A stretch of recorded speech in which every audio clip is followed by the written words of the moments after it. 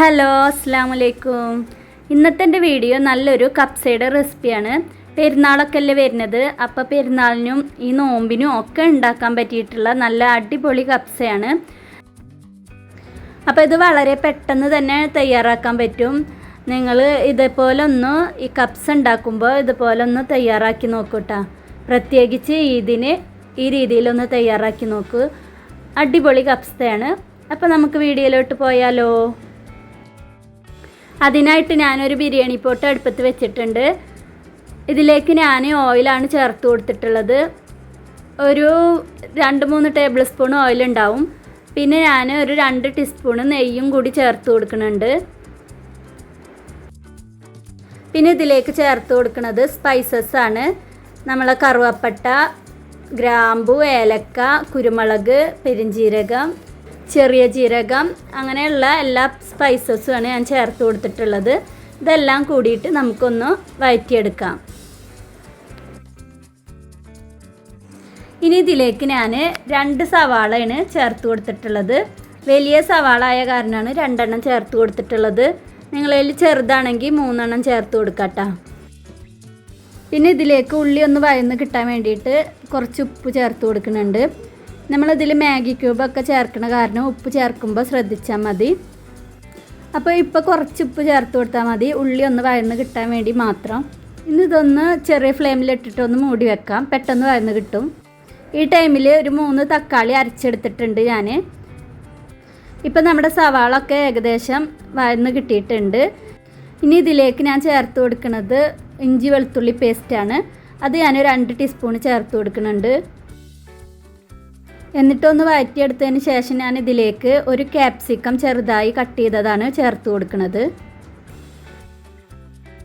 Capsicum ചേർത്തതിന് ശേഷം just 1 minute വഴറ്റിയതിന് ശേഷം നമുക്കിതിലേക്ക് മല്ലിച്ചപ്പ് ഇട്ട് ചേർത്ത് കൊടുക്കാം. മല്ലിച്ചപ്പ് ഞാനിതിലേക്ക് ഒരു പിടി മല്ലിച്ചപ്പയാണ് ചേർത്ത് കൊടുക്കുന്നത്. അതും കൂടി ചേർത്ത് നമുക്കിതൊന്ന് നന്നായി മിക്സ് ചെയ്തെടുക്കാം.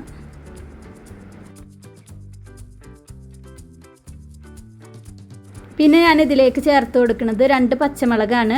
അത് കട്ട് ചെയ്തിട്ടൊന്നുമില്ല, അത് അങ്ങനെ ചേർത്ത് കൊടുത്തേക്കുന്നത്. എന്നിട്ട് ഇതൊന്ന് നന്നായി മിക്സ് ചെയ്തെടുക്കാം.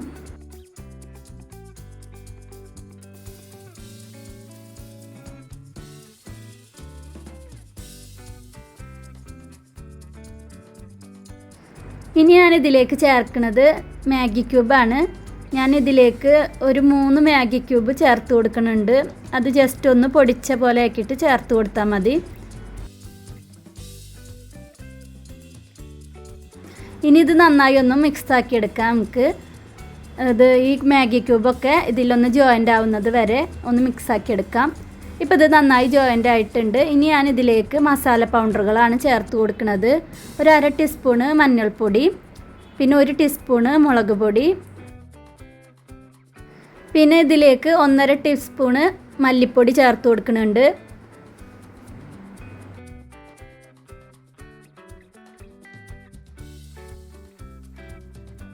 പിന്നെ നിങ്ങളെ കയ്യിൽ മന്തി മസാല ഉണ്ടെങ്കിൽ അത് ചേർത്ത് കൊടുക്കാം. മന്തിക്കും കപ്സക്കൊക്കെ ചേർത്തുന്ന മസാല അത് ഞാനൊരു ടീസ്പൂണ് ചേർത്ത് കൊടുക്കുന്നുണ്ട്. അതില്ല എന്നുണ്ടെങ്കിൽ നിങ്ങളെ കയ്യിൽ ഗരം മസാല ഉണ്ടെങ്കിൽ ചേർത്ത് കൊടുത്താൽ മതി. എന്നിട്ട് ഇതെല്ലാം കൂടി നന്നായി ഒന്ന് മിക്സ് ചെയ്തെടുക്കാം.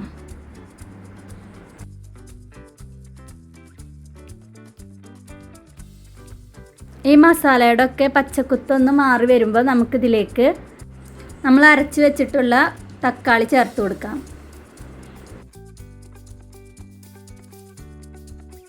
എന്നിട്ട് ഇതെല്ലാം കൂടി ഒന്ന് മിക്സ് ചെയ്തെടുക്കാം.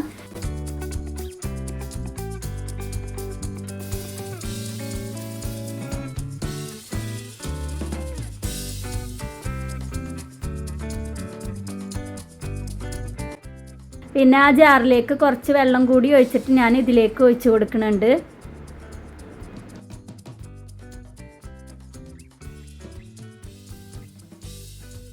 തക്കാളിയുടെ ആ പച്ചക്കുത്തൊക്കെ ഒന്ന് മാറി വരുമ്പോൾ നമുക്ക് ഇതിലേക്ക് ചിക്കൻ ചേർത്ത് കൊടുക്കാം.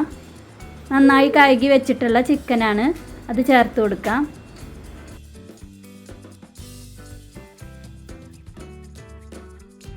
എന്നിട്ട് മസാലയും ചിക്കനും കൂടി നന്നായി ഒന്ന് മിക്സ് ചെയ്തെടുക്കാം.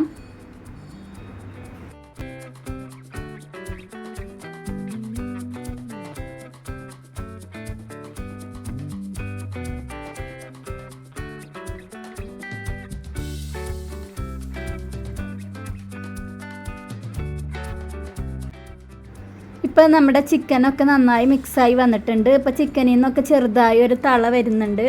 ഇനി ഇതിലേക്ക് ഞാൻ കുറച്ച് കുരുമുളകാണ് ചേർത്ത് കൊടുക്കുന്നത്.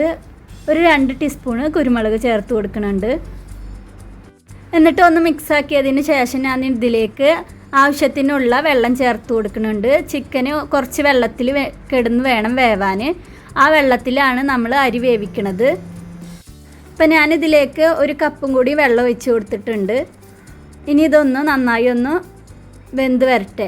ചിക്കൻ ഒരു പകുതി വേവാകുമ്പോൾ നമുക്ക് ചിക്കനെ ഇതിൽ നിന്ന് മാറ്റാം. അപ്പം ഞാനിതിവിടെ മൂടി വെച്ച് വേവിച്ചെടുക്കുന്നുണ്ട്. ഒരു 5-10 മിനിറ്റ് മൂടി വെച്ച് വേവിച്ചെടുക്കാം. ഇപ്പോൾ ഇതാ നമ്മുടെ ചിക്കനൊക്കെ നന്നായി തിളച്ച് വന്നിട്ടുണ്ട്.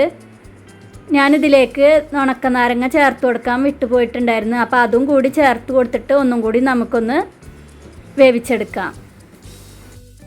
ചിക്കൻ വേവുന്ന നേരം കൊണ്ട് നമുക്ക് ഇതിലേക്ക് ഒരു മസാല തയ്യാറാക്കാം. ഒരു 1/2 ടീസ്പൂണ് മഞ്ഞൾപ്പൊടി, ഒരു 1.5 ടീസ്പൂണ് മുളകും പൊടി, പിന്നെ ഇഞ്ചി വെളുത്തുള്ളി പേസ്റ്റ്, കുറച്ച് സുർക്ക, ഇതെല്ലാം കൂടിയിട്ട് മിക്സ് ചെയ്തിട്ട് നമുക്ക് ഒരു മസാല ഉണ്ടാക്കി വെക്കാം. ഈ മസാലയ്ക്കാണ് നമ്മൾ പകുതി വേവിച്ച് വെച്ച ചിക്കൻ ചേർത്ത് കൊടുക്കുക. എന്നിട്ട് നമുക്ക് ആ ചിക്കൻ ഒന്ന് ജസ്റ്റ് ഒന്ന് ഫ്രൈ ചെയ്തെടുക്കാൻ വേണ്ടിയിട്ടാണ് ഈ മസാലയ്ക്ക് ചിക്കൻ ചേർത്ത് കൊടുക്കുന്നത്. ഇപ്പം നമ്മുടെ ചിക്കൻ ഒരു ഏകദേശം വേവായിട്ടുണ്ട്. ഇനി ഇതിൽ നിന്ന് നമുക്ക് ചിക്കൻ മാറ്റാം. സവാളൊക്കെ പെടാതെ നമുക്ക് ചിക്കൻ മാത്രമായിട്ട് ഈ മസാലയിലേക്ക് ചേർത്തിട്ട് നന്നായി ഒന്ന് മിക്സ് ചെയ്ത് വെക്കാം. ഇപ്പോൾ ഇതാ ചിക്കനൊക്കെ ഇവിടെ നന്നായി മസാല തേച്ച് വെച്ചിട്ടുണ്ട്. ഒരു 5 മിനിറ്റ് അങ്ങനെ ഇരിക്കട്ടെ. ഇനി നമ്മൾ ചിക്കൻ വേവിച്ചിട്ടുള്ള വെള്ളം അളന്ന് വെക്കുന്നുണ്ട്. ഞാൻ ഒരു 5 ഗ്ലാസ് ബസുമതി അരിയാണ് എടുത്തിട്ടുള്ളത്. അപ്പോൾ അതിലേക്ക് 10 ഗ്ലാസ് വെള്ളമാണ് ഞാൻ ഇതിലേക്ക് ഒഴിച്ച് കൊടുക്കുന്നത്. അപ്പോൾ ഞാൻ ചിക്കൻ വേവിച്ച വെള്ളം തികയാതെ വന്നപ്പോൾ ബാക്കി വെള്ളം ഞാൻ ചൂടുവെള്ളം ചേർത്ത് കൊടുത്തിട്ടുണ്ട്. ഇനി ആ വെള്ളം നന്നായി തിളച്ച് വരട്ടെ. അപ്പത്തിന് നമുക്ക് ചിക്കൻ ഫ്രൈ ചെയ്തെടുക്കാം. ഞാനിവിടെ 2 ട്രിപ്പായിട്ടാണ് ഫ്രൈ ചെയ്തെടുക്കുന്നത്. പിന്നെ എൻ്റെ ചാനൽ ആരെങ്കിലും പുതിയതായി കാണുന്ന കൂട്ടുകാരുണ്ടെങ്കിൽ ഒന്ന് സബ്സ്ക്രൈബ് ചെയ്യണേ. സബ്സ്ക്രൈബ് ചെയ്യുമ്പോൾ ബെല്ലൈക്ക് ഇനേബിൾ ചെയ്യാൻ മറക്കരുത് കേട്ടോ.